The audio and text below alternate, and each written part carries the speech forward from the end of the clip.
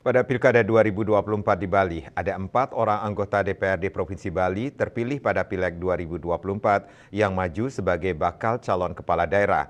Mereka itu adalah Made Mulyawan Arya, Degajah, bakal calon Gubernur Bali, Ibagus Alit Sucipta atau Gus Bota, maju menjadi bakal calon Wakil Bupati Badung, Made Kembang Hartawan, maju calon Bupati Jembrana, dan Iketut Juliarte, maju sebagai calon Bupati Klungkung.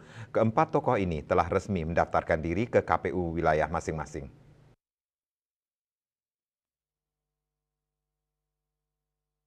Ketua KPU Provinsi Bali Idewo Agung Gede Lidartawan mengatakan berdasarkan peraturan KPU mensyaratkan setiap pejabat publik, anggota DPR yang ikut kontestasi pemilihan kepala daerah wajib mundur dari jabatannya, sehingga keempat calon anggota DPRD Bali terpilih tersebut wajib mengundurkan diri.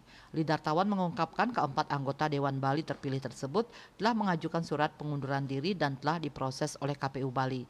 Bahkan surat keputusan SK calon terpilih sudah dikirim ke Kementerian Dalam Negeri.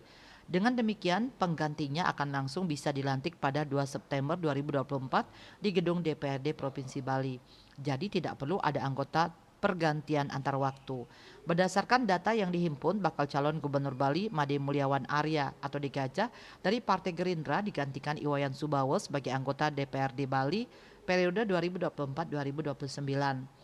Subowo menduduki urutan ketiga saat pemilihan legislatif Pileg tahun 2024 Dapil Kota Denpasar.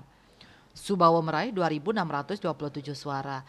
Sementara itu Ibagus Alit Sucipta Gus Bota diganti oleh Nimade Sumiati yang meraih 5.439 suara.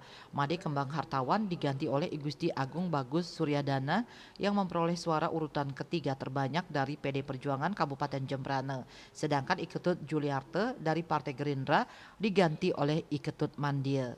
Winata Bali Pos melaporkan.